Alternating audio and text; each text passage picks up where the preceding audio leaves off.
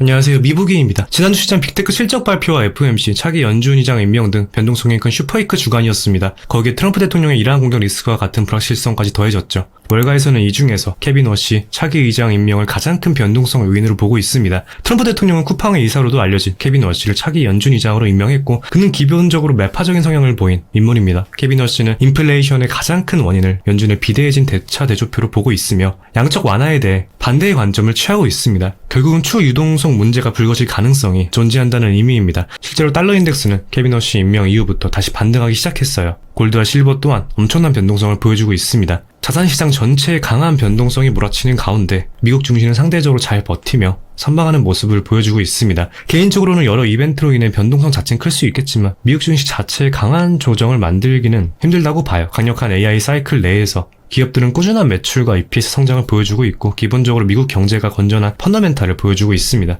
워시의 본질적인 성향이 매파일 수는 있겠지만 강력한 금리 인하를 원하고 있는 트럼프 대통령이 임명한 인사입니다. 어느 정도의 완화적인 기조 역시 보여주지 않을까 싶어요. 실제로 그는 AI 생산성 향상을 바탕으로 스태그플레이션에 대한 우려를 접어라 라고 발언하기도 했습니다. AI가 생산성을 높이면서 미국의 경쟁력을 강화하는 중요한 디스인플레이션 요인이 될 거라는 거죠. 워시의 공식 석상에서 발언과 청문회를 기점으로 외환 및 채권 시장이 어느 정도 방향성을 정할 가능성이 높다고 봅니다. 현재 시장 옵션 포지셔닝 구조를 보면 3거래일 이하의 단기물은 변동성이 하락하고 있어요. 빅테크들 실적과 FOMC를 포함한 슈퍼위크가 지나가서 그렇다고 봅니다. 하지만 일주일 이상의 포지셔닝 변화를 보면 변동성이 완만하게 상승하는 구조입니다. 이번 주도 구글, 아마존, AMD, 퀄컴, ARM, 팔란티어 등 굵직한 기업들 실적이 예정되어 있습니다. 또한 ISM 데이터와 고용보고서까지 예정되어 있어요. 정리하면 시장은 특정 날짜의 불확실성만 가격에 얹고 있다 볼 수 있어요. 이번 주 지수 추세 훼손되지 않는 범위에서 상승 전략 유효하다 생각합니다. 이번 주는 SPX 기준으로 6850선 이탈하면 안 된다고 봐요.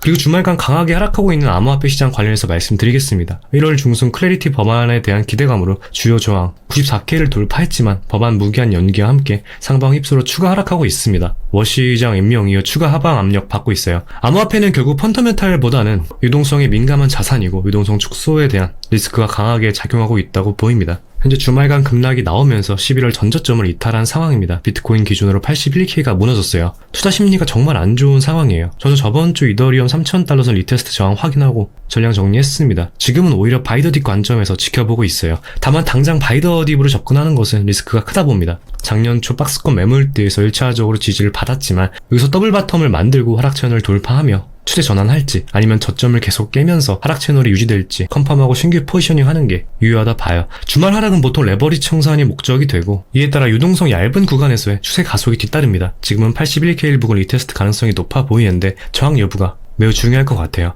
단기 매매 전략 관점에서 보면 적어도 81K를 회복 확인하는 게 중요하다 봅니다. 81K를 빠르게 회복 후 돌파한다면 그래도 단기 슈커버를 동반한 기술적 반등 가능성이 높아 보입니다. 그 과정에서 거래량 동반하며 회복한다면 더블 바텀의 첫 번째 조건이 형성되는 거죠. 리스크 감소 상황에 따라 1차 진입 가능하겠습니다. 손절 라인은 78K로 잡고요. 78K 이탈한다면 70K까지 하방이 열려있는 구조라 하방 전략이 유리한 상황이에요. 추가로 전략 수립할 때 비트코인을 추종하는 ETF도 괜찮지만, 다른 투자 대안으로 그랜시에어즈에서 운영하는 ETF XBTY도 괜찮다고 봅니다. XBTY는 비트코인 가격을 추종하는 ETF가 아니라 비트코인 2배 레버리지 ETF를 기초로 풋옵션을 팔아 주간 인컴을 노리는 옵션 인컴 ETF입니다. 수익의 1차 목적은 옵션 매도를 통한 인컴이고, 기초 자산의 상승은 부차적인 목적인 거죠. 변동성이 큰 자산일수록 풋옵션 프리미엄이 비싸고, 이는 옵션 인컴 극대화에 유리한 환경입니다. 비트코인 81K를 회복한다 하더라도 역배열 및 하락 채널이 지속되고 있어서 높은 변동성이 계속될 가능성이 높습니다. 그래서 채널 돌파 전까지는 변동성과 시간 가치를 회수하는 전략인